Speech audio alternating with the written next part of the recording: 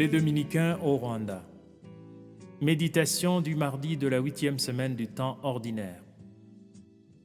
Voici que nous avons tout quitté pour te suivre. Chers frères et sœurs, loué soit Jésus à jamais.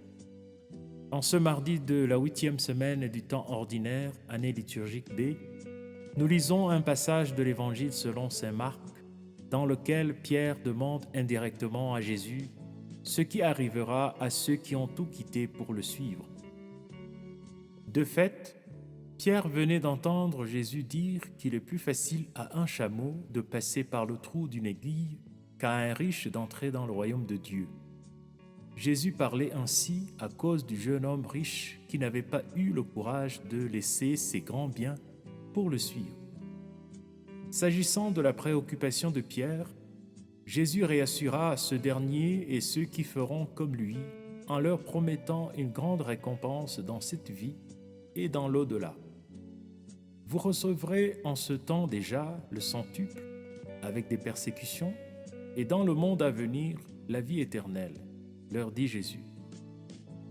Comme au temps de Simon-Pierre, il existe aujourd'hui des chrétiens qui font beaucoup de sacrifices à cause de Jésus et de l'Évangile, mais qui ne manquent pas de s'interroger sur leur avenir.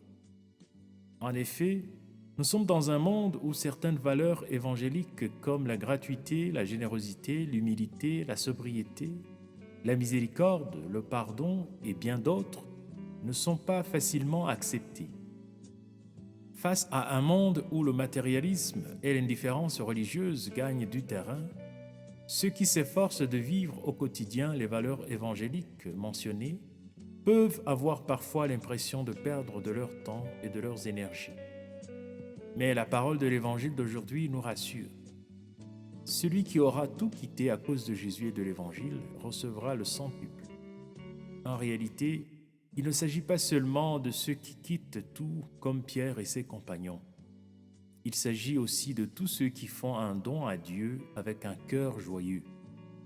Car le Seigneur est celui qui paye de retour, dit Ben Sira le sage.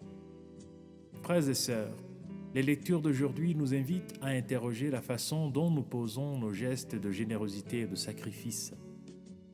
Consacrons-nous de bon cœur à Dieu le 10e de ce que nous gagnons? Sommes-nous joyeux quand nous rendons service aux autres et quand nous faisons l'aumône? Prions. Seigneur Jésus, tu nous donnes tant de bienfaits gratuitement et tu nous invites à être généreux aussi. Donne-nous ton esprit de liberté afin que nous puissions donner de nos ressources avec joie et sans être regardants. Ainsi nous pourrons recevoir tes grâces, car tu vis et règnes pour les siècles des siècles. Amen.